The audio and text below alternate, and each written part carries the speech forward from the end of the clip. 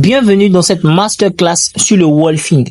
Si tu galères à comprendre pourquoi tes waves disparaissent quand tes cheveux poussent ou comment avoir des résultats nets, cette vidéo est faite pour toi.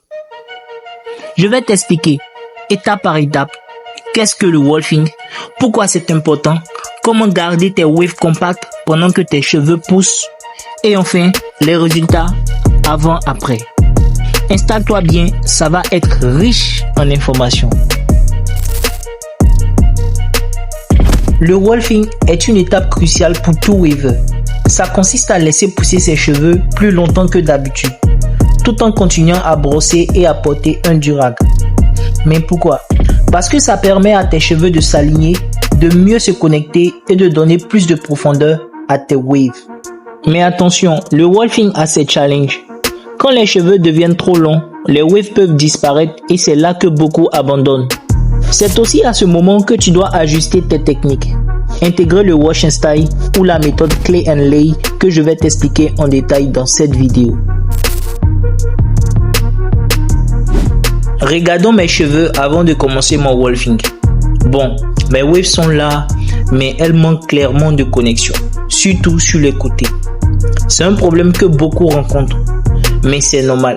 Et c'est justement pour ça qu'on fait le wolfing, pour régler ce genre de soucis. Pour progresser, il faut maîtriser les bons angles de brossage.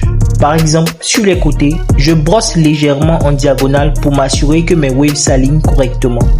Et toi, prends toujours le temps d'analyser tes angles. Une oreille ici et tu peux compromettre tout ton travail.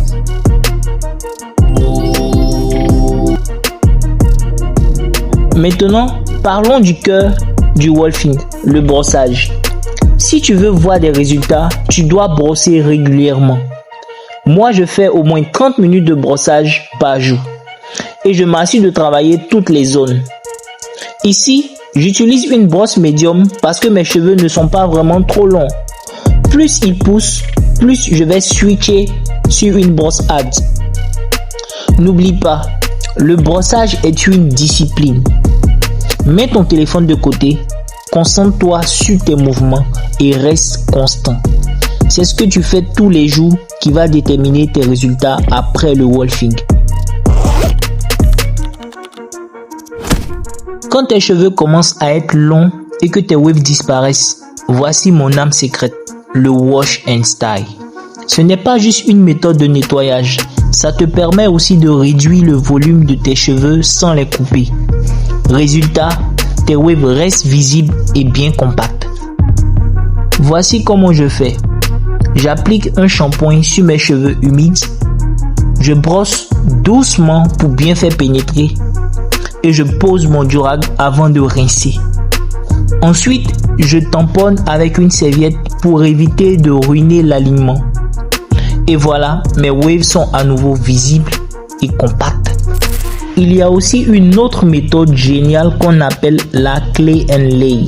Celle-là, on va en parler dans une prochaine vidéo. Alors, reste connecté. Et voilà le résultat après 8 semaines de wolfing et une bonne coupe à 2 mm. Regarde ça, les waves sont profondes, les connexions sont propres et le flow est impeccable. C'est ça le pouvoir du wolfing. Ça demande de la patience, mais les résultats en valent largement la peine. Regardez cette comparaison. Avant, mes waves manquaient de connexion et de profondeur. Après le wolfing, elles sont plus nettes et bien définies. Ça prouve que le travail paie toujours. Voilà, maintenant tu sais tout sur le wolfing. Pourquoi c'est important, comment le gérer et surtout comment maximiser tes résultats. Si tu as des questions, lâche-les en commentaire et je te répondrai avec plaisir. Pense à liker, à partager et à t'abonner pour ne rien manquer. Et rappelle-toi, le wolfing est un défi. Mais si tu tiens bon, tes waves te remercieront. À très bientôt pour une nouvelle vidéo. Jusqu'à là, stay wavy, stay frais.